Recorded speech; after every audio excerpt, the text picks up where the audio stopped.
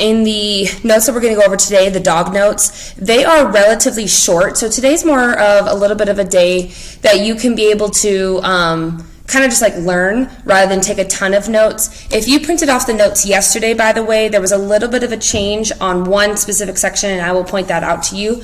But just know that if you notice a little bit of a difference, I will explain that to you, but it's very simple. It's very simple to add. I just forgot to adjust it before I sent it out, and I fixed it last night. So just be aware if you see that. But we do need to talk a little bit before we get started today about some changes. So as of this morning, and I double checked this morning, and I kind of was thinking really hard about it last night. So we only have 40 out of 120 that have done the quiz. About 30% of students have done AP Classroom, and only about 12 people did any sort of test submissions. And I'm starting to feel the idea that maybe I didn't give enough time for those assignments, or that you're feeling overwhelmed, or just in general that you are feeling like you don't have enough time. I checked everybody's access logs because I can see when you guys logged in, and unless you received an email from me yesterday, everybody logged in at least to the course over the last 2 days. So I'm starting to feel that maybe I overwhelmed you guys a little bit too much. So I am making some adjustments to hopefully be able to give some people some time. And I'm going to send this out in an announcement a little bit later after 3A, so just be prepared for that. But if you can just focus on this change really quickly, and again, if it doesn't work for you, especially on Friday, I understand, but hopefully this gives everybody a little bit of extra time to feel like they're not feeling overwhelmed in this dismissal, because I know that a lot of kids are sick, a lot of kids are quarantined. So here's what we're going to do instead. So you should have known that tonight the quiz and the test the quiz and the AP Classroom are due tonight, as well as the test due on Friday. What I'm moving is the quiz and the AP Classroom is now going to be due on Friday, so giving you 2 extra days for that. And then I'm not making the test due until next Tuesday. Originally, after today, we were going to have a work day on a project, a 2-day project basically. However, I am going to do the first portion for you and provide you the research on Friday as a lecture, Friday and Monday as a lecture, and then giving you next Tuesday, Wednesday as a work day. So excuse me, the test is due Wednesday, not on Tuesday. So as you can see from right here, I'm going to lecture today, which is what you're doing right now. I'm going to lecture next class, so Friday and Monday. And again, if you can't make Friday, because I know it's a distance day, this will all be recorded for you. It is a really important lecture because it's on causes of the Civil War. But I'm going to move that specifically because of this work day that I'm going to add in for you, which is finish any sort of assignments that you've done. You will have a work day to be able to work on the project, which I will explain next class period. And in theory, the reason why I'm doing that next week instead of this week, which was originally going to be planned for, is because I want to be able to allow the students who have done the work that they were supposed to do the chance to be able to have a full day to work on their roadmap assignment, versus having to wait for everybody else to catch up, which is why I'm doing it that way. So it's a little bit weird and wonky with the order. And then you basically have these 3 work days to do different projects, and all those projects are going to be due on Sunday, November 29th. It might seem a little bit confusing right now, but basically what you need to know for just today is that we're lecturing today, we're lecturing this Friday and Monday, depending on A day, B day, and you can come whenever you want on those days. And then there'll be a work day next Monday, or next Tuesday, Wednesday. The quiz is pushed back 2 days, and the test is pushed back to due next Wednesday, as well as an essay, which we'll talk about later. But if you need some help on those due dates, I've put them down here, which allows you a little bit more information on that. I think it's a little bit confusing, so I'll type it up in a little bit of an announcement. It's just I feel like you might have been overwhelmed with homework, so I'm trying to space that out. Does anybody in the chat have any questions, or is that too confusing? Am I way off, or any questions before we move on? Again, you can put it in the chat, you can unmute, it's up to you. All your cameras are off, so it's just me. Okay, all right, so I will send out an announcement. If you have any additional questions, let me know after that announcement.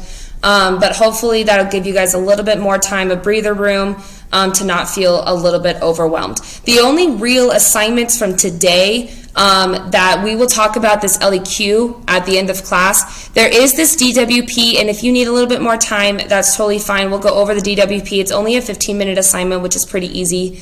But again, hopefully I can be able to send out an announcement that'll make this a little bit more sense. So we're going to go ahead and we're going to start into lecture today. Again, if you have any questions, put it in the chat.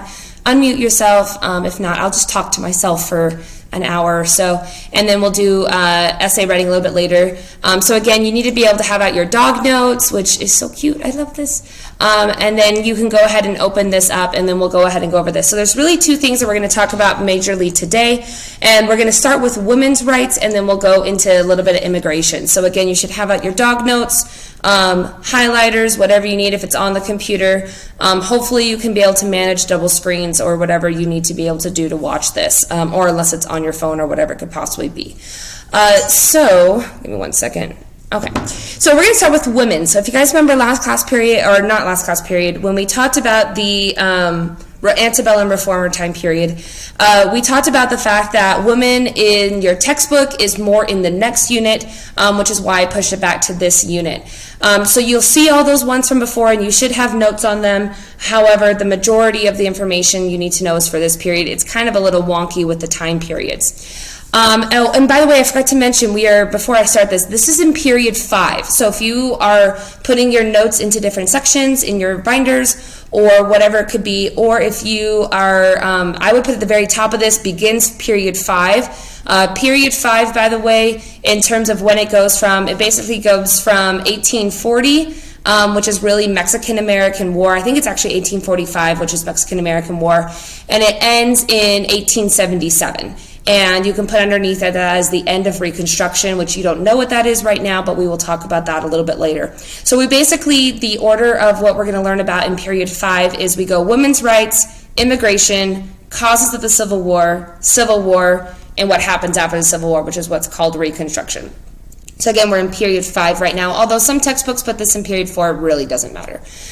So as a quick reminder, if you want to put, a lot of this is going to be HC. We're really working on contextualization today. So you're going to be putting a lot of HCs all throughout your paper today. So if you can type it, write it, whatever works best for you. So as a quick reminder, when we talk about women, if you want to put next to women with the HC with women, so the contextualization of all these women's rights is really that cult of domesticity. You could even go all the way back to Republican motherhood, but cult of domesticity is really the one that you need to focus on. Remember, cult of domesticity is the idea that women are the center of the household. They have one job, that is to make babies and take care of the house, and that is your overall goal.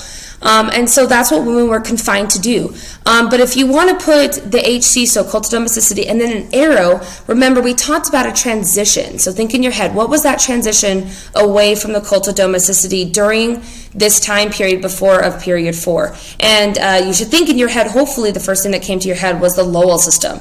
So you can put the cult of domesticity. Another example, a good contextualization would be the Lowell system of this transition again of moving away from that cult of domesticity. So women are starting to feel like they have a little bit more roles in society.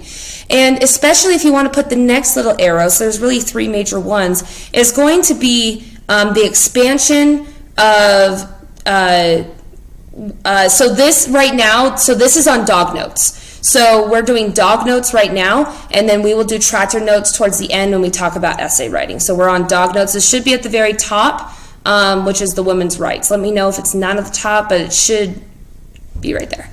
Anyways, so the next transition is going to be the expansion of what we call participatory democracy, which is really just the common man. So remember, we talked about in the Jackson era about how they took away the requirement to own land and property, which means that the common man can now vote. But again, who can't vote at this time is still women. So we have this transition of cult of domesticity. Women get more rights in the Lowell system.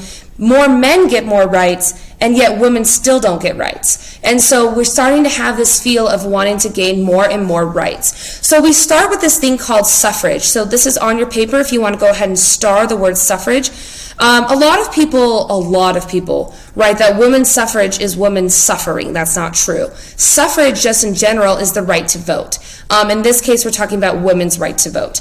And so a lot of these are going to happen a lot later. But you do need to know the fact that women want to be able to gain the right to vote, because again, and you can, if you want to arrow up the HC, is that common man. Why is it that men can have the right to vote but not women? And that's really what kind of begins to drive a lot of women saying we want to be able to have more and more rights. So one of the very first things that they are going to do is they are going to have a convention. And during this convention, which you have these ones right here, so again, you should be able to know the women's suffrage right here. You're going to want to know the Seneca Falls Convention, and you can put next to this is really the first major attempt to be able to proclaim women's rights. There was like little ones and people saying we should have rights, but majority is going to be at the Seneca Falls Convention. And the Seneca Falls Convention was this convention where women went to be able to kind of explain what they wanted to be able to do, but they actually had some interesting things. In the people you need to know, I would probably highlight Susan B. Anthony. She's one of the most common people that you're going to hear, and the reason why is because Susan B. Anthony was really one of the first major people that's going to advocate for this. She actually went to speak at the Seneca Falls Convention and was told she was breaking a law by being a female speaking in front of a large crowd. So she actually broke the law in doing that. She also attempted to vote at this time, even though it was illegal, and she was arrested for that. You can put next to those women as well the words sorry, I don't know what the word is. You can put next to all those women the words civil disobedience, CIVIL space disobedience. Civil disobedience is the idea that you purposely break the law in order to be able to make a statement and show and protest what is going on. And so they attempted to do that civil disobedience by actually doing this convention even though it was illegal. Now you also might want to highlight the Declaration of Rights and Sentiments. And what this was basically a declaration, and if you notice, the one on the right is the Declaration of Sentiments, Rights and Sentiments, and the one on the left is the Declaration of Independence. You'll actually notice that they are both very similar because they basically took the words of the Declaration and rewrote them for women, trying to show that women need to be able to have more and more rights. So here are some of the different rights advocated for by women. You don't necessarily need to know a lot of this. Just again, suffrage, a lot of women become abolitionists. They want to make away from that male dependence. Temperance and prohibition, we'll especially talk about this a little bit later. Wanting the ability to be able to own property and be able to inherit property. Anti-prostitution, dietary reform, being able to divorce. It was not legal in most states for a woman to get a divorce. Be able to work opportunities, and even the fact to be able to wear bloomers. In a lot of cities and states, they actually did not allow women to be able to wear bloomers because they were considered pants. Now, if you want a really interesting thing and you want to be able to do something later on in your life and you're female, a really, really popular thing to do when you go to vote is on the day that you go to vote, people will go to Susan B. Anthony's grave, and they will actually put their little I voted stickers all over her gravesite. You can actually Google this year's picture. It's a little bit different. I actually had a friend a couple years ago. She was from Texas, and I met her at this fellowship conference, and she actually went to Susan B. Anthony's grave last year as part of the midterm elections, and they had some special elections, and she wanted to bring her little I voted sticker, and she went and placed it on Susan B. Anthony. And a lot of people will come and try to take the stickers off, saying it's disrespectful, but Susan B. Anthony's family have said that if she were around, this would be something that would have been really important to her, and she would have absolutely loved this, and different things like that. So women's rights we talked about before. Any questions on women's rights in the chats or anything like that? Okay, so we will go ahead and we will move on to a little bit more about migration and different things like that. Now, post-Mexican-American War, a lot of this is, again, an effect of the Mexican-American War when we talk about Californians. When we talk about the Californians, we're specifically talking about the word Californian is people who were from Mexico that were living in California prior to the Mexican-American War. So remember, we have the Mexican cession, we get all this land, and yet we have all these Californians, which were called Californios, I-O-N-S originally. And we had all these people, and what do you do with them? What do you do with these people who are a foreigner in now your newly acquired land when they've been living there for years? So California, especially for the former Mexicans in that area, becomes very impoverished. There's a lot of discrimination. You have these revolts, and the word vigilantes is basically coming from people who tended to revolt against the new government that they had been seemingly forced upon. One of the really important things here is, if you want to highlight, is concerns over citizenship of peoples. What do you do with these people? Do you automatically make all these people in the Mexican cession citizens? Most of them are Mexican. They speak Spanish. Do you let them come in? Do you force them out and deport them? What do you do? And a lot of fear was, would these people actually be able to integrate into American society when you've been forced and confined for quite a substantial amount of time? And again, this fear was, what would happen when these people come in? Would it be good or would it be bad? So now let's head into immigration. So you need to know 3 major pieces of immigration. We're going to go Chinese immigration, Irish immigration, and German immigration. And those 3 are very important. This section is very crucial because this is what we call, if you just want to put the first wave of immigration. There's 2 major waves of immigration, although we technically, a lot of scholars will say there's a third, but there's 2 major ones we care about for the AP exam. The first one, if you want to put next to this header, I think there's a header that says like immigration at this time. I would just put a line and say like must know for this. They have never had a DBQ on this, but they have had some hints at an LEQ. I think it would be a great LEQ. You're more than likely going to see this on a comparison short answer question where you're comparing the first and second waves of immigration. But you need to know for the first wave of immigration that it was the Chinese, the Irish, and the German. This is very different than the second wave, and that's usually the easiest way to tell on a sourcing if it's the first or second. The first wave of immigration is mostly going to be from the years 1840 to 1870. So that's kind of the year range that we're going to talk about here. And most of the immigration is going to be from 1840 to about 1855. So let's start with Chinese immigration. So we really are looking here at the historical context today. Why did people come? And if you're an AP World kid, you're going to kill this because you already know the answer for why Chinese immigrants left China during this time period. So let's talk about push and pull factors. Now, if you've taken a geography class before, you know push and pull. Push is why you are pushed away from a place, why you need to leave a place, and it's typically negative. And a pull is traditionally positive and pulls you into a new location. So when we talk about Chinese immigration, a lot of the Chinese immigration at this time, there's a lot of poverty, but the main one that you need to know, if we will highlight, is the Opium Wars. So if you don't know what the Opium Wars is that the Opium Wars, which mostly were in the early 1800s, are going to be these massive civil unrest and civil war in China. It originally originates due to competition over opium, and it results in mass poverty, extreme violence, and the government basically loses complete control of the nation. And because of this, people begin to compete, especially over food. And if you want to also highlight is rice famine.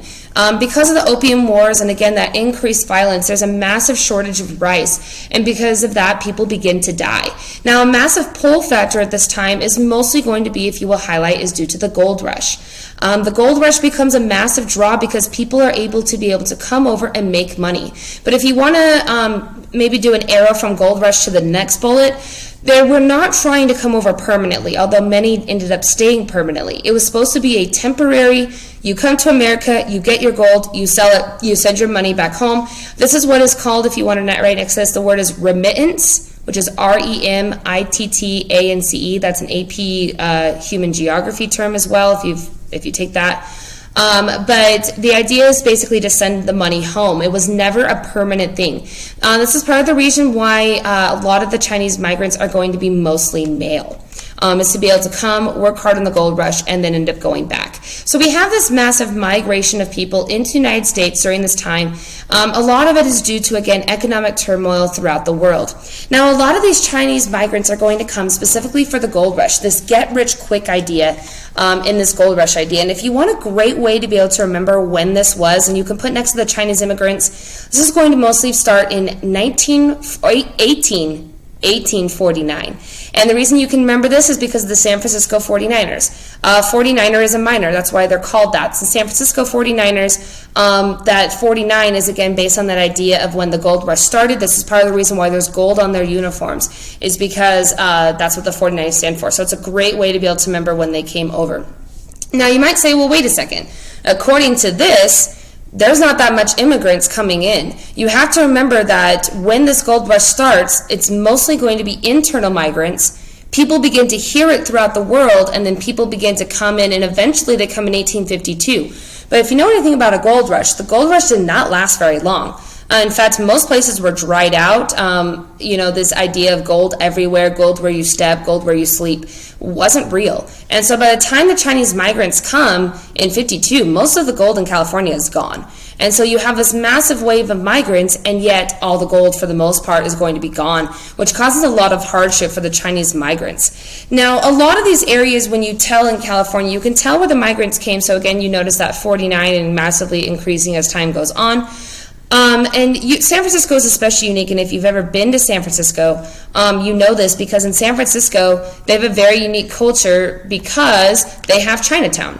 And you can tell where there was a lot of Chinese immigrants because of where Chinatown comes from. So this is the same reason why you have a large amount of migrants in New York. In LA has Chinatown, for example, and it becomes very accustomed to the Chinese life. Now, one thing that's really interesting here is if you notice this, so this is from 1852, and if you think about anti-migrant stuff and beliefs, this is not conforming to that. So this is from the newspaper that says, "Scarcely a ship arrives that does not bring an increase to this worthy integer of our population," implying that migrants are a good thing. But the reality is that when it starts, people think it's a good thing. When people start to dislike it, and this is what we see now with a lot of anti-immigrant things, is when there's job competition. So if you want to make sure to put next to Chinese immigration, and really all these immigrants, is fear of job competition. Because as soon as they come in, well, now there's going to be less gold because there's more people competing for the gold, and that begins the racism all throughout in China. Now, because the fact that there's so much gold that has been dried up in these areas, this results in people who are from China needing to have another way to go. And they create what's called the Chinese laundry, which I don't remember if it's on your notes or not, but you can either write it down or you can highlight it depending on if it's on there or not. But this was a way to be able to make enough money to be able to get by when there was no more gold. Now, Chinese laundry is very specific. It is not what it is seen as today. It's not just, put it in, get some soap on it, and scrub it. Chinese laundry is it's very long process. It's about 8 to 12 hours in a lot of things. If you notice, for example, this guy is spitting on the clothes. That was very traditional with Chinese laundry. It was considered a lot better of a laundry system because it was much more clean, it was much more ritual, traditional, things like that. However, it begins to be used as a form of racism because now people begin to assume and associate people who are Chinese with this idea of laundry, and it actually becomes a racism thing as we go on. I'm not sure if you guys, I've actually had students who are from Asia, and if you don't know, a lot of people who are from Asia will be clumped together, and they will all be assumed to be Chinese or Japanese, which is obviously not true. But I've had a lot of my students who are Asian before who tell me, who again are assumed to be Chinese even if they're not. They'll have kids come up to them and be like, "Oh, are you working at the laundry today?" Or they'll say, "I got a job," and say, "Oh, you must be working at a laundromat." That's from that racist idea from this time period. And it begins to continue on even up until today of this assumption, which is just really incorrect. It's just racism. We talked about that. Now, with women as well, you also have a really interesting thing with women because, again, women are a very small population compared to the males that are coming over from China. And they're not going to be able to work on the gold rush. It's going to be really hard for them to get a job. So instead, they're going to result in prostitution. So by 1870, if you notice, well over 2/3 of the population of Chinese women in California reported their profession as prostitute. In most areas, prostitution is not illegal at this time. So I believe the sex of prostitution is the word delinquent behavior. You need to know that there was a lot of concern about, again, delinquency. If we let these immigrants come in, what are they going to do? They're just going to be prostitutes. And so there's a lot of hatred. So the two major anti-Asian as a whole, but especially anti-Chinese at this time, is going to be fear of job competition from the gold rush. So that's number one, that's going to be males. And number two is fear of delinquent behaviors, especially with females engaging in prostitution. And we're going to talk about the Chinese a lot more when we get to the second wave of immigration. But what begins to happen is people begin to especially have a lot of racism in California as more immigrants come. They stay instead of going back, and you start to have this racism. So if you notice this Pacific chivalry, you can see that he has the whip. You'll notice very stereotypical drawings of people who are Chinese, and you'll see this. It gets a lot more racist, so if you think this is bad, just wait. It gets a lot worse. And you can see the racist tendencies over here too, of wanting to increase the taxation and things like that. You can see this is going back to that Chinese laundromat, or like that those trades and things like that. You can see cheap shoes, pick them out, different things like that. Again, having that. You can notice this is like a racist depiction of calligraphy and different symbols in like Mandarin and different things like that. So that's the Chinese. So what you need to know again about the Chinese is why they came, what they did, and the controversy. Now we're going to get to Ireland, and Ireland out of all of these is going to be the most referenced, so I would star the Irish. They are the most referenced, and actually they were in the news recently about the same subject, so we'll talk about that in a second. But let's talk about Irish immigration. And again, if you have any questions, just feel free to pop it in the chat, unmute yourself, or I can just keep talking to my computer, either way. So let's talk about Irish immigration. One of the most important things that you need to know about Irish immigration is why they came, and that is going to be what's called the Great Potato Famine, which if you will go ahead and star the Great Potato Famine. Now, in Ireland, a lot of the vast majority of the food is going to be based on the potato. So the potato becomes really a single crop. It's easy to be able to raise, and really government policy begins to be formed that favors this one crop policy, which we've talked about before. And if you want to also put next to this, you can put this is really similar to the Chinese with the rice famine. When you depend on only a single crop for your food and that crop goes away, you are going to have a massive concern about how you're going to feed your people. So what happens is that the potato crops begin to die. Basically, there was this really, really intense infection. It gets to all the potato plants, and 90% of the potato crop dies within a single year. So now you have the majority of your food gone. And if you know anything about, if you're a world kid, and you've learned about in France when they had a big lack of wheat and people couldn't eat bread, you know that there's massive chaos. So what happens is people begin to kill each other. It really becomes a dog-eat-dog world in Ireland because there's not enough food to go around. And so people begin to fight each other, kill each other, murder each other. As families, you have to decide. A lot of families would decide who's their favorites, kids, who's the most likely to survive. And then the kids who they think will survive get the food, and the kids who don't are typically locked away and starved to death.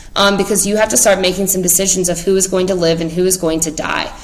So this is actually, if you've ever been to Ireland, in Dublin, they have this Irish potato famine monument, and you can see how small they are, they're frail, and different things like that from the Irish potato famine. So this is from a poet who was writing in a journal. They ended up actually dying themselves of the potato famine a couple of weeks later. So you see it says they died in their mountain glens, they died along the seacoast, they died on the roads, they died in the fields, they wandered into the town, they died in the streets, they closed their cabin doors, lay down upon their beds, and died of actual starvation in their homes. It was just death everywhere. So people want to be able to leave. So if you notice right here in 1830, you'll see this really high population, and then you'll see this massive decline overall, and you can see in most of Europe it's increasing, but this massive decline right here is from that potato famine. And then people in general, once potato famine begins to increase, this is also due to people massively leaving. Now, if you ever go to New York and you want something off the beaten path, so I know some people who've I've been to New York 1,000 times. What do I do that's different? I would suggest going to this Irish Hunger Memorial. It's pretty cool. So this is what it looks like. So it's supposed to look like a potato field in Ireland, and you can go and walk all in it.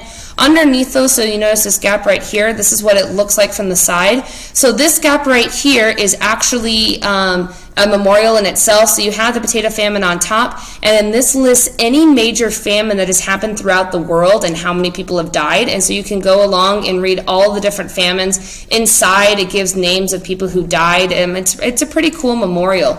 Now, when people came over to the Americas from Ireland, they would come on these things called coffin ships or famine ships. And these were where they expected about anywhere between 1/3 and 1/5 of people to die on their way to America because there was no food. So the goal was you survive, you hope you get to the other side. If people died, they just threw them overboard, or some resulted in cannibalism, just anything to be able to survive to get across into America, which brings us to this thing called scurvy.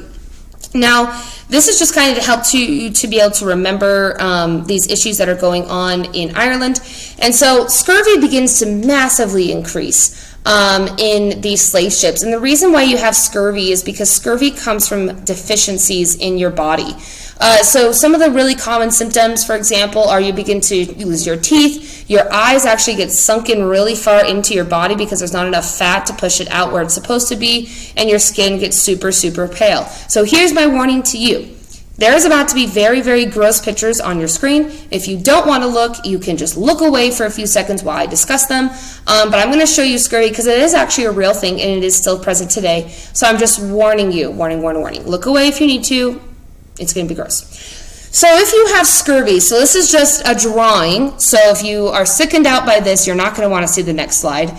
So this is what scurvy looks like. So again, you begin to basically have, you are so deficient in your vitamins in your body because you're not eating enough foods, especially fruits, that what happens is that your body begins to basically, your skin can't create itself. And so it creates all of these like rashes and welts all over your body. And because your skin can't grow enough, and then your teeth, all your gums begin to recede, and then your gums begin to attack your bones inside of your teeth, and then your teeth begin to fall out. Your lips especially become super red as blood attempts to rush and fix those problems. So again, if this was too gross for you, you're about to see real life pictures, so just be aware of that. So scurvy is still present, and especially in places where there's a lot of food scarcity. So this is what scurvy looks like in real life. So those are your teeth dying on the left and the bottom from that scurvy. The things on the right, this is a more severe form where these begin to welt up. You might have seen some elderly people who have minor scurvy, which is where you have these little plotches and stuff like that. These raised ones, by the way, are permanent. So even if they lessen their redness, you will have these splotches all over your body permanently. And then obviously your teeth will be really lost. But especially as people get older, they'll get scurvy because they're deficient. Now, if you were grossed out, you can come back because there's nothing gross anymore. Now, if you are a Pirates of the Caribbean fan or you've ever seen a movie about pirates, you'll notice that they always have a whole bunch of like grossness on their teeth and things like that. So like this is a symbol of scurvy. So that's why they're doing it. You can actually see that they've yellowed his eyes. And the reason why is because that's, again, another sign of scurvy. You also notice a lot of these movies will CGI these things in to have it be more realistic. So how do you solve scurvy? This is actually gets really interesting. So they did actually have a technique to stop scurvy on these coffin ships. And they would massively have these giant piles of oranges on their ships.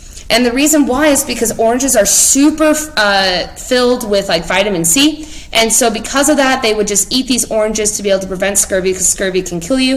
And it was really helpful. So a lot of these coffin ships would just, that's all they would have on the ship is just oranges, trying to get people back into having full amounts of stuff. Now, in terms of getting over, it was pretty expensive. So to be able to get over, it was 3 British pounds, and you might say, oh, that's cheap, 3 pounds. But you have to remember inflation. So 3 British pounds was the same as a cost of a cow at this time, which was the same cost today of a annual rent in today's money for somebody who is at the poverty line. So it was very, very expensive to be able to come over to America. But the idea was that people came over to, again, if you want to put next to this, is that remittance thing again. Send money back home to Ireland as they came over into America. That's a similarity, again, between the Chinese. You'll notice a lot of similarities between the two. Now, if you go to Ireland, this is actually a pretty cool one as well. So this is an Irish potato famine, the coffin ship memorial. And the reason why it's so cool is if you notice it has the ship and then it has these cool waves, but the cool waves are actually skeletons. And trying to show, again, that massive death. So if you want your connection to today, though, is Joe Biden. So you're, depending on if you accept it or not, is the current assumed president-elect. Joe Biden, his great-great-grandfather came from Ireland during the Irish potato famine on a coffin ship and almost died. So you can actually see a whole bunch of articles if you're interested. It tells about his story, but that is actually something that is true. So, fun fact. So, what did they do when they came over here? So, a lot of women, so this was a difference between the delinquency. So, again, we're looking at similarities and differences as well. A difference between the Irish and the Chinese is that women, a lot of women came over. So, this is one difference. It was about equal male and female. And a lot of women came over to do more household things. They became maids, they became laundresses, sewers, different things like that when they came into America. But the men obviously did that hard labor, but theirs was really unique because if you want to put next to this, they basically built New York. A lot of them came and did construction work into the Americas. And in fact, one of the most famous things that they did is they created a massive bridge in New York. It is one of the most famous bridges in New York. And it guesses, you don't have to guess because none of you are talking to me anyway, but this is the Brooklyn Bridge. So the Brooklyn Bridge was created, a lot of people who are Irish in New York will be very proud of the Brooklyn Bridge because they say they built it brick by brick with Brooklyn. Now, some of them did come over and work on the Transcontinental Railroad, which we'll talk about more extensively later, but most of them stayed especially in the port cities and especially New York. So if you want to make sure that you know, with the Chinese immigrants, most of them came to California, which again makes sense, it's the nearest port, versus most Irish stayed in New York especially, or also New Jersey. Now again, one of the biggest things that they did though was those remittances. Their goal was not to permanently come to America, it was to send money home. Unfortunately, the Irish potato famine didn't get better, and so they stayed permanently, creating that permanent Irish immigrants in America. But in 1848 alone, they sent about 500,000 pounds back to Ireland to feed their families or pay them the transport to come to America. Now, one of the biggest things, though, that you need to highlight and star in this, or write it down, I don't know if it's on there, it should be, is the idea of Catholicism. So the biggest difference of why the Irish were so hated, and I would say overall, there's a lot of hatred amongst all the different immigrants, but the Irish really, in both phases of immigration, get a lot of heat because they're Catholic. And the reason why this is such a problem, again, is America is Protestant, right? It's built on Protestantism. And so when they come over and they're Catholic, it's very controversial in that area. Now, if you notice this right here, you'll notice that this is going to be the UK. And the UK, for the most part, are going to be Protestant. And we'll talk about this Northern Ireland, which actually breaks away specifically because it's Protestant, versus most of the country, which is going to be Catholic. Now, if you actually look at Ireland and you notice a lot of Ireland and you watch them on TV and stuff like that with sports, you'll notice that all their uniforms are green. And you might say, well, why are they green? Where did they come up with this green? And you might say that it might come from a certain person that you guys might know. Now, if you know anything about the Norman invasion in Ireland is when you had all of these European countries, and especially Italy is going to come in, and they're going to invade into Ireland and begin to instill Catholicism in Ireland. Now, Northern Ireland, which is part of the UK, is up here. But if you notice, this is the amounts of Catholicism throughout. This is mostly Protestantism up here, which again connects to the UK, but most of it is going to be Catholic, and really you'll notice that the Protestants really stick together because of the racism thing that happens all throughout, or I shouldn't say racism, but discrimination that happens against the Protestants in there. Now, you might say this screen might come from this guy. Now, if you know anything about this guy was a Catholic saint. He came into Ireland. He actually expelled all the serpents, so there was a huge snake epidemic, and he expelled them, the snakes representing Satan and the devil. He expelled them, and he brought peace into the land. You might say, who is this? This is, of course, St. Patrick. That's why we have St. Patrick's Day. You might say, oh, well, the green must come from him, right? Well, actually, the green, if you ever notice St. Patrick's Day, actually does come from the clover. That's why the green becomes so popular. You might say, well, why would they form their entire thing of their country and their colors based on a plant? And the reason why is because this plant, you might have heard of 4-leaf clovers of how they're lucky, but most clovers are 3 leaves. Thinking about Catholicism and the number 3, what do you think that connection is? And that connection is going to be the Holy Trinity. So a clover actually represents the Holy Trinity, which is God the Father, the Son, and the Holy Spirit. And if you don't know anything about the Holy Trinity in Catholicism, they believe that they are one being. They have 3 separate factions, but they are a single being versus like a lot of Christianity, which some Christians believe in the Trinity, some Christians believe that they are separate. The four-leaf clover idea is the idea that you have the Trinity, and the fourth leaf of why it's lucky is you being integrated into that church and that Catholicism. So because of that, green becomes synonymous with Catholics, and therefore because it is so Catholic in Ireland, it begins to spread. Now, St. Patrick's Day, obviously you might say, well, St. Patrick's Day, if you know anything about St. Patrick's Day, the number one action that people do on St. Patrick's Day is they drink beer, of course, school-appropriate root beer, but beer and alcohol consumption is very popular. So this is one of the big things that we gain from Ireland in terms of their tradition is going to be the massive amount of alcohol drinking.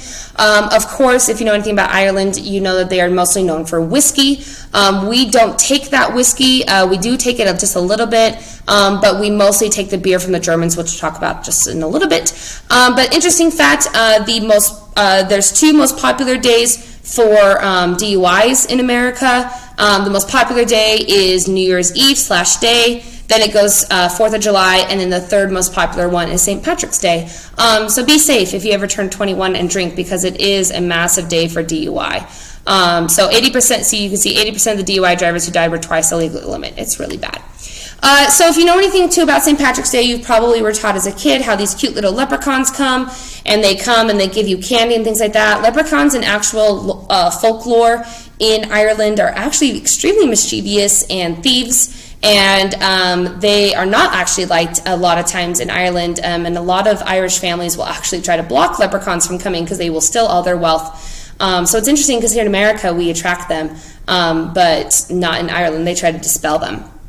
So let's talk about the Irish flag. So this is the Irish flag. You might say, oh, okay, I get that green. We talked about that. What the heck is this orange? The orange specifically stands for Protestantism, and you might want to write this down because it might help you to be able to remember this. So the green on the flag is going to represent the Catholics. The orange represents the Protestants, and they are part of what's called the Orange Order, which the Orange Order was the Protestant group that was based in that northeastern Ireland, and they're going to come together in this order to try to kind of dispel this discrimination. They were heavily discriminated against. People were killed over their Protestantism, so they tried to come together to create this single group, and they actually still have that today. So if you go in that area, a lot of people were orange because of that Protestantism. So you might say, well, why the heck is there orange then if they're so bad according to Ireland? That is because when they created this flag in the late 1800s, they agreed to peace. So you have the green, which is the Catholics, the orange, which is the Protestant, and the white is the peace between the two, showing that we won't continue to kill people based on their religion. And that's what the flag stands for. So next time you see that, now you know. The more you know. Now the biggest thing though when we talk about the Irish is I will say that the Irish tend to be the most discriminated against, especially in political cartoons. They will oftentimes be also the most exaggerated because again, they're white. So you can't make them, like somebody who is black or something like that. You can't do that in this case, or somebody who is Asian. Instead, you have to really exaggerate their figures, and one of the biggest things is the big nose. So a lot of people, there's a stereotype that people who are Irish or have Irish heritage have these fat noses, which you can see here. Normally, when you see an Irish one, you are either going to see there's three really common stereotypes. One is going to be the nose. The second is going to be there's always some sort of alcohol because they were considered alcoholics. And then oftentimes, and the most common is going to be Catholic. So anything that you see as Catholic, you know it's going to be an Irish political cartoon. So notice this poor little baby kid has this Holy Bible, and then you have Uncle Sam that is sitting here with the American flag, and you all of a sudden have these awful Catholics that are coming in. You notice they have their swords, and you see Catholic, Catholic, Catholic, Catholic. Everything here implies Catholic. And they're going to come and destroy this poor kid who's trying to, save America from the Catholics. This is my absolute favorite one. I love this political cartoon.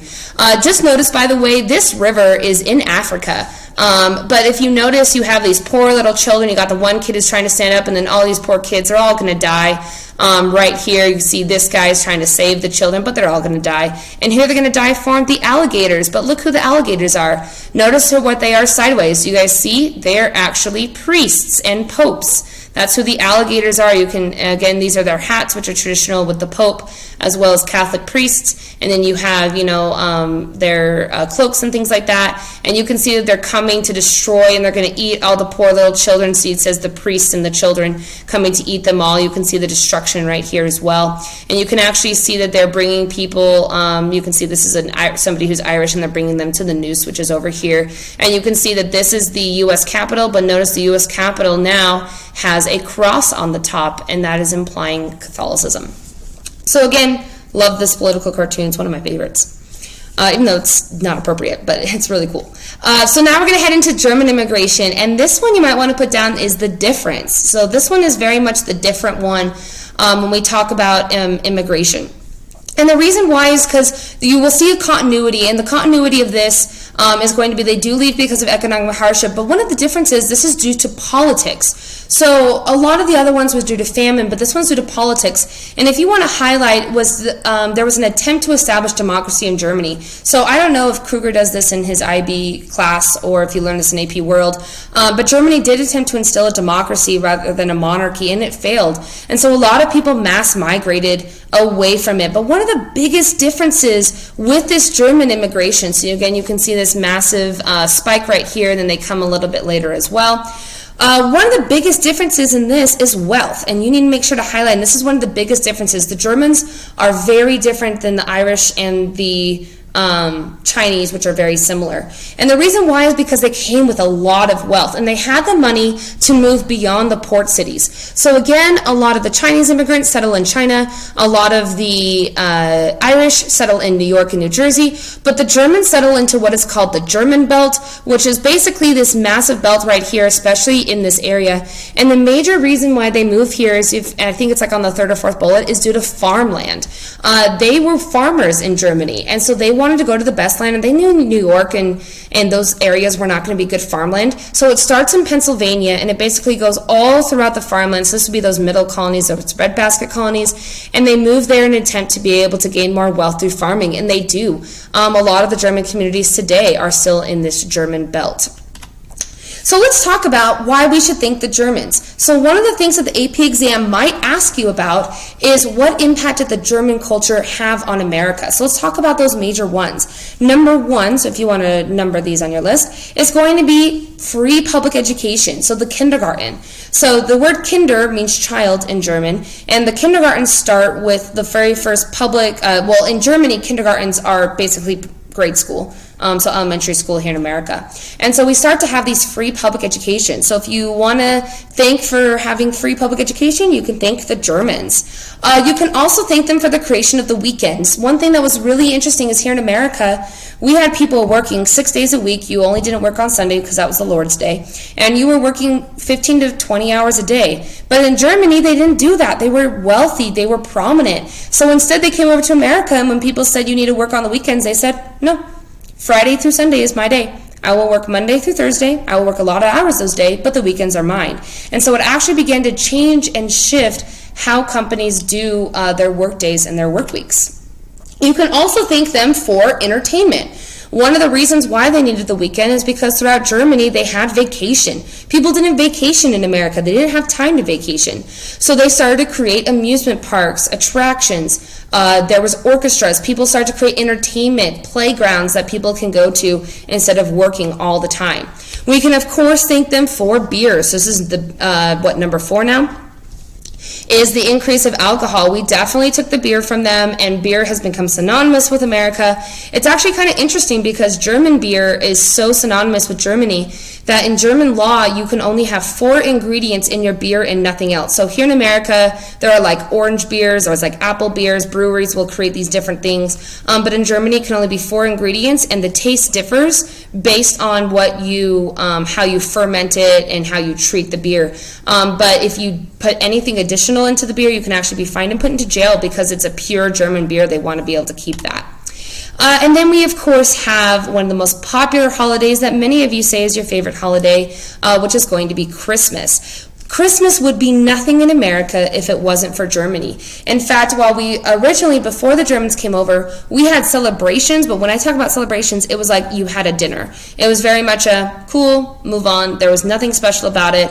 It was really a one-day event similar to like Easter in America. Easter was actually really the prominent one versus Christmas. And so Christmas wasn't a thing, but the Germans, they really did Christmas.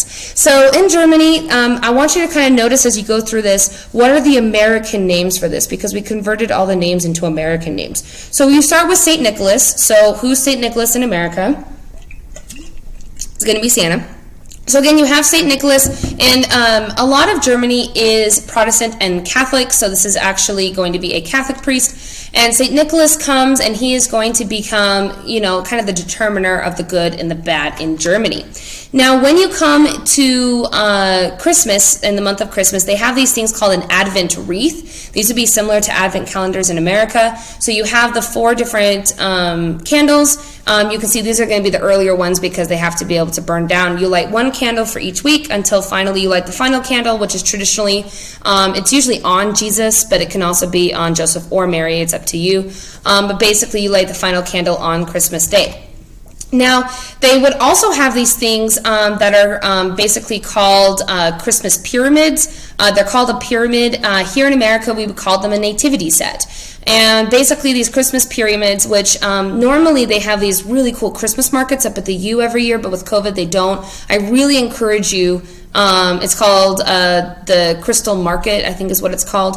But they have these and they sell these. They're very expensive. I think they're like $300 a piece. But it basically, this is the nativity. So you can see baby Jesus and Mary right here with this pyramid. Now, they also introduced the idea of the Christmas tree. Again, none of these traditions existed before the Germans brought them over. So if you like all these traditions, you can thank the Germans. So they brought over the idea of the Christmas tree, which again, if you don't know the symbolism of the Christmas tree, you are technically supposed to have an angel, although that has changed over time, especially since the 1950s. You traditionally put an angel, which is the angel who watches over Jesus. Then you have the lights, which originally were candles, and those represent the star that had the shepherds come to Jesus Christ. And then you would light those, although it was a really big fire hazard. So now we have Christmas lights. Now you might say, well, what happens on Christmas Eve to get ready for St. Nicholas's arrival? I think we should adopt this, although most families do not. When St. Nicholas arrives in the week before, not just Christmas Eve, you would actually massively clean your house and make it perfectly clean.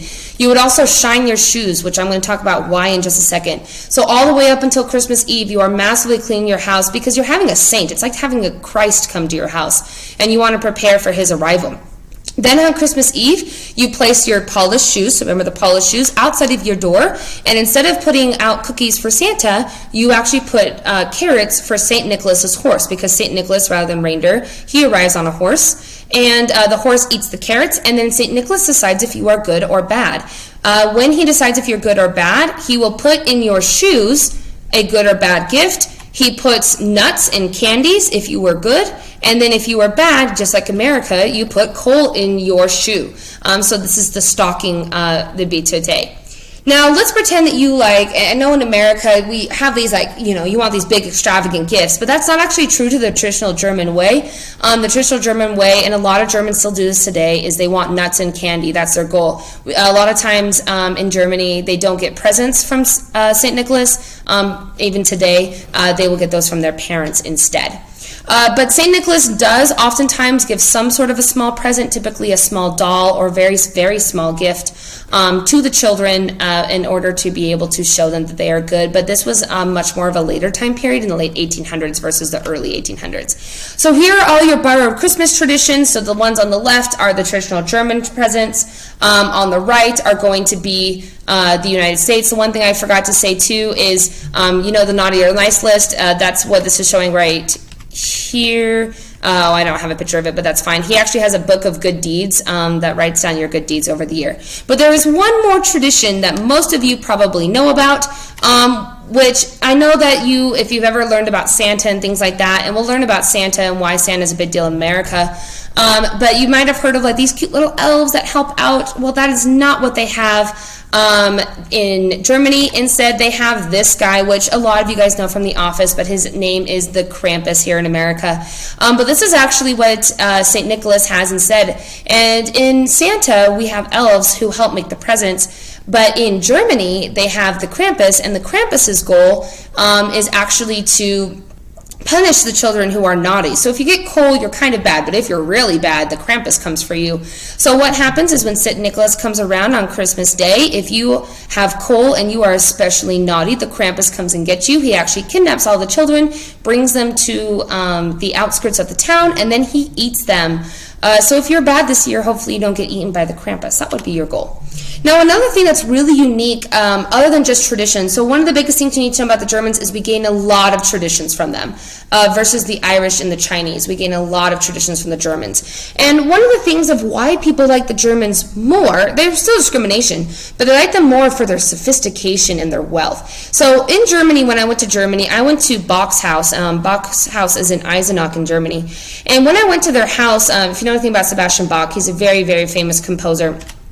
Well, when we went there, it was actually kind of cool because they had like all original pieces, so we got to see the progression of like the piano and things like that when they were there. We also got to see what is actually the Guinness World Record of the oldest modern toilet. This is from the 1500s, and basically think of it as a giant porta potty. This is on the second floor, so it has like the toilet seat right here. You would open it up, and then it's basically a straight shot down. It's a 2-story shot down into the thing at the bottom. All the stuff that would collect at the bottom would then go out into the sewer system, which, by the way, was also the same water system, so you had a lot of people getting sick from that. The reason why I wanted to show this too, just an interesting fact, if you go to Bach's house, this is bulletproof glass right here around the toilet, and you might say, why the heck do they have that? That's because too many people were putting their bottoms on the toilet of Bach. I don't know why you would want to do that, but it was really popular, and people would go to the bathroom and mistake it for a real bathroom when it's actually like a 600-year-old bathroom. So if you ever go to Bach's house, I do not suggest doing that. That's a suggestion to me. But why does this any matter at all? Has to do with the fact that they brought sophistication and music into America. So you can see right here, this is a statement. So it says, one American visited an isolated German community in the Southwest where people drank coffee in tin cups while listening to a Beethoven symphony on the grand piano. They were very much sophisticated in comparison. But when we talk about, so this is a really good political cartoon as well. You can see that this is the Irish, the lager beer. This is the German and the Irish stealing the vote box. So this is, again, concerns about Irish basically having too much influence on the election. At this time, you basically become an automatic citizen after 7 years. And while the Irish were more discriminated against compared to the Germans, you still had discrimination on both sides. So the final thing before we talk about the essay writing is the Know Nothing Party, which I would star. So again, what you need to know for the Germans through the Chinese, you need to know why they came and the similarities and differences between them. But the Know Nothing Party is the biggest effect of this migration because, again, people don't want these people to come into America. They're fearful of them. And so the Know Nothing Party is going to be a political party mostly by the Whigs and some Northern Democrats. So you can tell by the Whig Party, you know this is going to be, if you want to write next to this is the North. So the North is going to be concerned, and especially if you want to put in parentheses, these are the cities. So the bigger cities, especially New York, is going to where this is going to be formed. The major thing that they do is they are massively anti-immigrant and especially anti-Catholic. Now, the Know Nothing Party was either called the Know Nothing Party. If you also want to put next to this were also called the American Party. So if you ever see the words the American Party, that's where that comes from. And you might say, well, why are they called the Know Nothings? Where does that word come from? Well, that's because what would happen is when there was a lot of immigrants and they didn't like the immigrants, they would actually go and burn their houses down, burn their churches down. They would kill them. They would lynch them. They would do all these things. And when somebody comes up to the party and says, hey, did you do this? What would they say? I know nothing. And that's why they were called the Know Nothing Party, is because they caused all this massive destruction. And when people would come, they would say, sorry, sir, I know nothing, and they would leave them be. And you might say, well, did they get arrested? Did they get this and that? Nope, none of that happened. In fact, not only did they not get arrested, you actually have a president, which we'll talk about later, that was elected on the Know Nothing Party. He was a Know Nothing. And he was elected on that platform because he was very anti-immigrant. And so when we have this Know Nothingism, so you can see this is the Know Nothing in Brooklyn. We know this is a Chinese immigrant based on the way that they are drawn. You notice this. Who's this going to be? This is going to be an Irish, and you can tell because of his big nose. So you can see it says none but citizens of the United States can be licensed to engage in any employment. So this is showing you must go away because you are an immigrant. This is one of my favorites things. So this is actually going to be the flag of the American Party. So if you say, oh, America, we like America. No, this is the Know Nothing Party. And you might see series says Native Americans, beware of foreign influence. I just want to note that Native American word, because remember at this time it's because most people just call them Indians, but they're not taking that into account. They're saying Native Americans are white Europeans who migrated in the 1600s. Beware of that foreign influence that is coming as well. So for your DWP that you're going to do, which apparently I don't have set up here, so this one is about 15 minutes long. Try to do it by Friday if at all possible. What you're going to do is you're going to take these two documents, which hopefully look familiar to you, and you're going to do that HIP analysis that you should have already done with the spoil system activity that we did last week. Now, you are only choosing one letter to do. So if you remember from your HIP analysis the last time, you had to take the one document and you did both an H, an I, a P, and a P. You are only doing one. Context is a really easy one to do. So if you look at this, what is the context? What happened prior to this document to create what's happening in this document? Intended audience. For example, in this flag of the American Party, do you think that this flag is to warn immigrants? Is it to help Americans be anti-immigrant? What is it? Purpose. What's the purpose of this? What are they trying to show you about Catholics? What is that trying to instill in people? What is that trying to encourage about foreigners in this image right here? And then point of view is similar to that one I just said. So you're only doing one letter. So as you can see, and I know people are going to turn in all four for both of them. That is not what it is. You are going to choose one letter to do. It could be the same. So if you want to do context, point of view context, it doesn't really matter. So this should be a maximum of 4 to 6 sentences, so 2 to 3 sentences for each document, one HIP analysis. Anybody have any questions about this DWP? Okay, so what I need you guys to do is we're going to go ahead and go over the essay. So I need you guys to, on the day by day, you need to go ahead and go to this number 4. We're not going to do Pear Deck because we don't have time to do it. I want you to go ahead and select the T-chart and go ahead and press File, Make a Copy. So go ahead and press that T-chart and press File, Make a Copy.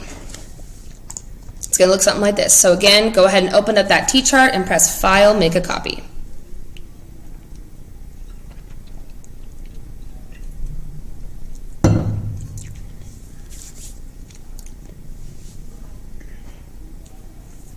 Take about one more second. So we're writing our next LEQ. So our last LEQ was a causation essay on the causes and effects of the war. There are 3 different types of LEQs that we're going to talk about in this class. The second one is what is called a change in continuity essay. This is what we call a CCOT essay. We're looking at what changed during a time period about a subject and what stayed the same during that time period. So if you notice, we have our essay prompt right here. Evaluate the extent to which the market revolution, so I'm going to highlight that because I know that that is my big topic. How did the market revolution change? So again, I'm going to underline that because I know I'm going to focus on change now. And then I'm looking at women's lives in this period. So I'm going to go ahead and highlight that as well. So I know that I'm going to talk about the market revolution, how it changed, and specifically how it changed women's lives. So I can't just talk about the market revolution and just go steamboat, Erie Canal, all that stuff, because that's not what it's talking about. We're going more specific on this one and looking at women's lives. Now, if I look at this time period, I can tell that this time period of 1800 to 1850, I know that that's the time period of the market revolution. So I can just go ahead and put that right here. I can make that into red, and I just know that this is the time period of the market revolution, approximately. And I can also know as well, this 1850, I remember back to my notes from today. So if I look at my notes from today and I look at this time period, look at this as well. Declaration of Sentiments, Seneca Falls. What date was that? 1848. So I can also put into this as well that this end includes the Seneca Falls Convention. And that also might be important at this time. So now let's talk about our T-chart. So our T-chart can't be cause and effects because that's not our essay. So our left side of our T-chart is going to be change. And I'm going to star that because I remember that my change is going to be up here. And over here are what we call the continuities. And again, a continuity, and you can put this in parentheses, is what stayed the same. So in the market revolution, what are some things that were continuous for most of the time period? Now, again, with Seneca Falls Convention, with that being in the time period, it does alter it at the end, but if it's for most of the time period, you can typically do that. So here's what I want you to do. I want you to take your tractor notes, and I want you to create a T-chart giving me as many changes. We'll do this for 5 minutes, so we're going to come back at 9:42, right, 8:42. And I want you to put as many changes, so political, social, or economic changes of women's lives, just the terms, and continuities at least 3. So 3 things that remain the same, and at least 5 things that changed for women in this period. So go ahead and take 5 minutes, and then go ahead and fill out this chart. Ready, go.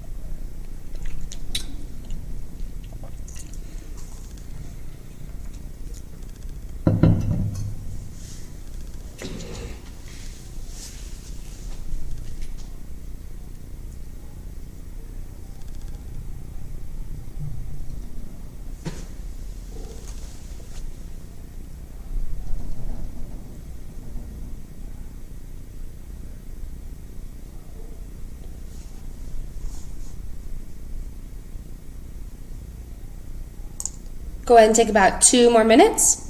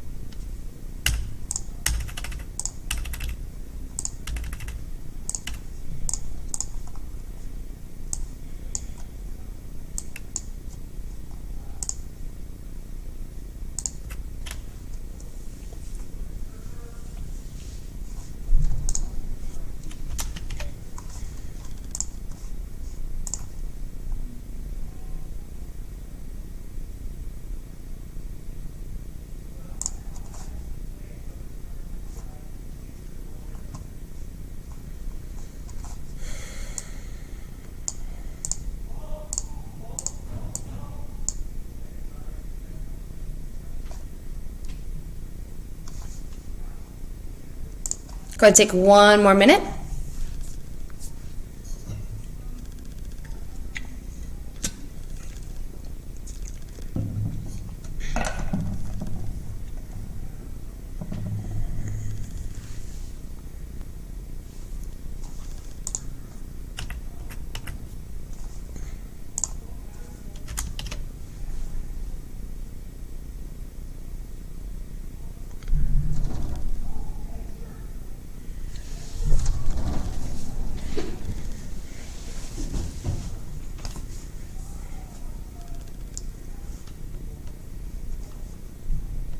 All right, so let's go ahead and let's start coming back together. So hopefully at this point you at least have some on the change and some on the continuity side.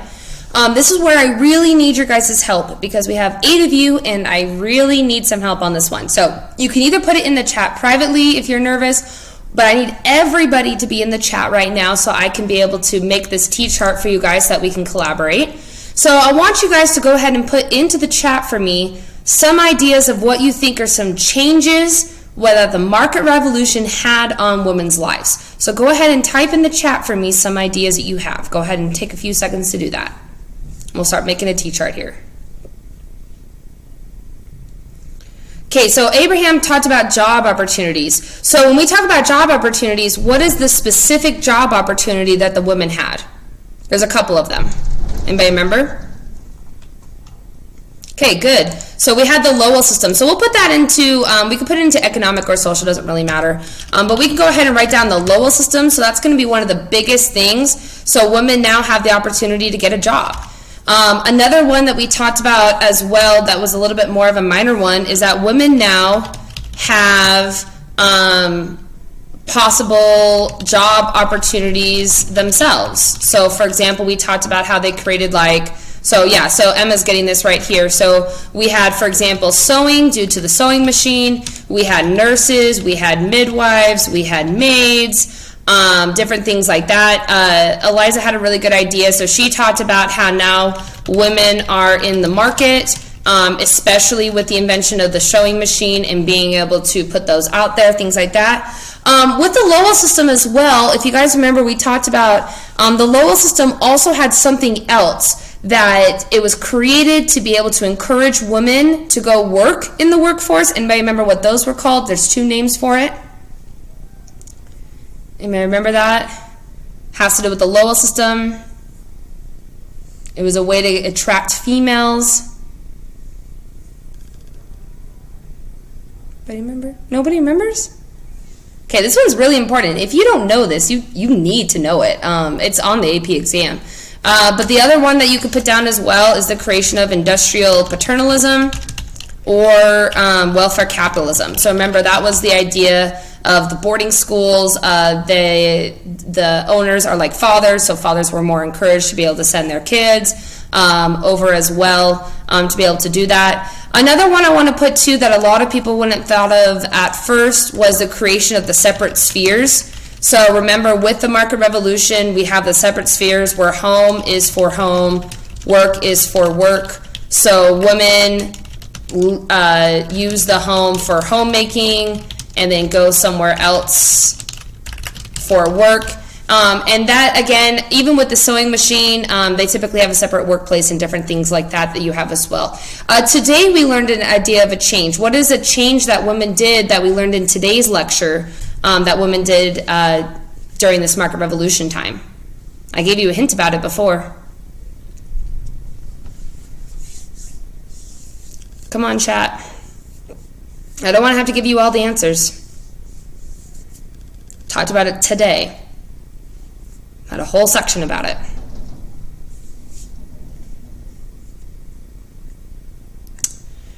Okay, so heading into advocating for women's suffrage. Okay, right, so we have this women's suffrage idea.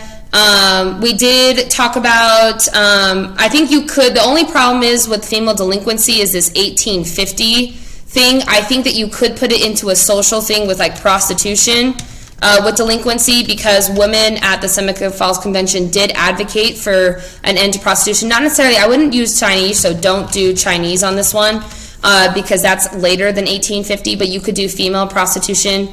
So that brings into like things like, so civil disobedience. So with Susan B. Anthony as an example, Susan B. Anthony, did I spell it right? I think so.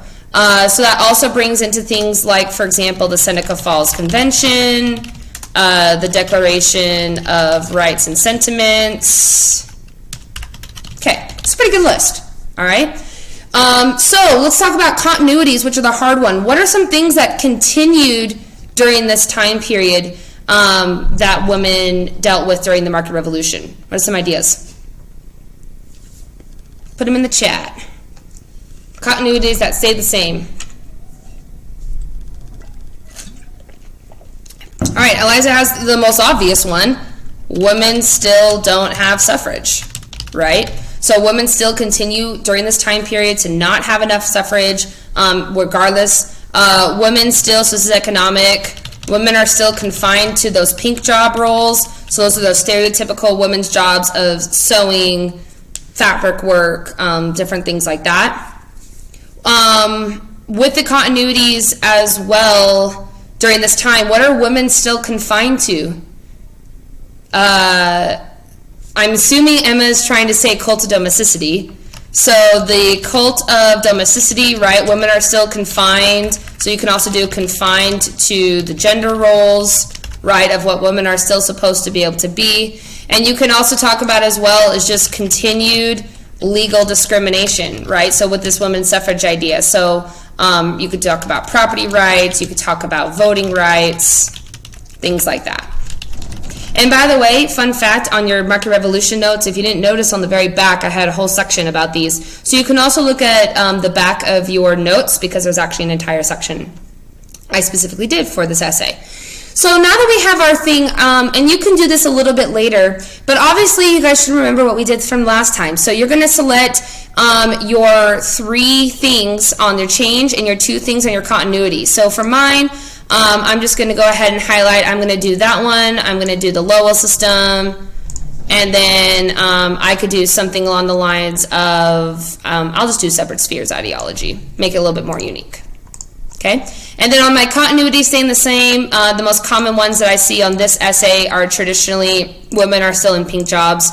And either the cult of domesticity or women's suffrage is normally what I see for the most part. So now that I have that, I have to think of my contextualization. So remember, my contextualization on this essay is I can either contextualize women's lives or I contextualize the market revolution. So with the market revolution, if I choose to contextualize the market revolution, we talked about this before. What's a good contextualization for the market revolution? Anybody remember? What about the first industrial revolution? Right? Remember? And then we have, like, you can also do, like, women, and you could talk about the Republican motherhood. Both of these are really good contextualizations. So remember, if you remember from your setup guide, which I've included over here as well, your first paragraph is your H sheet and thesis. So a good thesis for something like I have right here could be something like, although the language of the question, market revolution changed women's lives to a great extent in the period of 1800 to 1850 due to A, B, and C, several things remained the same, such as blank and blank. Or you could do the market revolution, language of the question, due to A, B, C. However, many things stayed the same, like blank and blank. Okay?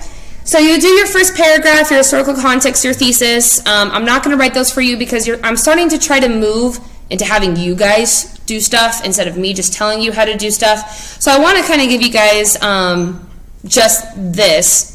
I haven't decided yet, depending on how many people say that they might be interested. I might do like, I'll probably next Tuesday, Wednesday, when you guys have your work day, I'll just leave my Zoom open.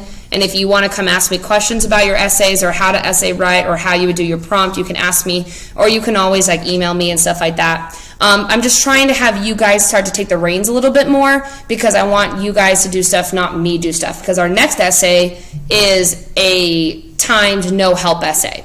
So what that means is that our next essay is going to be like a big kid essay. So now I need you guys to start doing a little bit more. So remember, then we go into our paragraph. So in our paragraph, remember we use language of the question, right? So we could do something along the lines of the market revolution changed women's lives to a great extent between the period of 1800 to 1850. One reason for, one example of a change would be the Lowell system. The Lowell system was, and then this is your definition, right? So this should be about 2 to 3 sentences long. And this is just what was the Lowell system, right? The Lowell system was, and just define it. And then we do our introduction into the change. So this is an example of how the market revolution changed women's lives because is very important. And then explain this in about 3 sentences. So why was the Lowell system such a change? So really the Lowell system was, this is just a definition, and then these 3 sentences right here are really showing how did it change women's lives. And then you just continue to do that. So you do your 3, so you do, you have that, you do one more change and then one last change. And then we head into our continuities. So then you do, while there were many changes to women's lives due to the market revolution between the period of 1800 to 1850, many things remained continuous. So remember, I'm using language of the question there.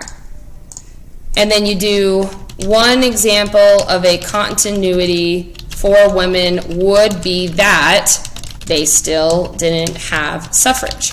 And you can't just say that. You can't just say women still didn't have suffrage. You need to explain that. So you could talk about, while in the 1830s, men gained more suffrage because of blank, women did not. They attempted to advocate during the, and then talk about Seneca Falls Convention. Okay? Now, as a reminder, I did provide for you this setup guide. So this is reminding you of how you set up an essay. This is a causation essay, so all you do is you switch the causes to change and then the effects to continuities. You don't need a third one. They eliminated that this year. But I did provide for you a sample CCOT essay. So this is not this time period. This is Amelia Weiss, so if you know her, this is her essay from last year. So this is an example so you can see how it works. You can see she has her contextualization, her connecting sentence, her thesis, and then she goes into her examples. The only thing that she's missing is more language of the question, but it's a pretty good essay. So you go 1, 2, 3, and then notice she heads into her continuities here and here. And the only thing she's missing is restating her thesis. So this is your essay prompt. You have a week to be able to turn it in. If you need a couple more days than next Wednesday, I understand. The major reason I wanted to do next Wednesday is because I want the time to be able to grade it during this dismissal, because when we get back, about a week after we get back from Thanksgiving break is going to be our first timed essay. And so I want to be able to have enough time to be able to prepare for that and give you your feedback back. So if you have any questions about essays, feel free to email me, Canvas message me, create a contextualization, send it to me, say, hey, does this work? Here's a paragraph, hey, does this work? And then probably next Tuesday, Wednesday, I'll leave my Zoom open if anybody wants to come and ask me a question in person, or you can set up a time with me. Send me an email, say, hey, can we chat, and we'll set up a time. Anybody have any questions before we go? Okay, so there's about 1 minute left. I'm going to keep this chat open, so if you have a question and you want to talk to me about it, you can. If not, thanks so much for coming. This is recorded. I'm about to press the stop button right now,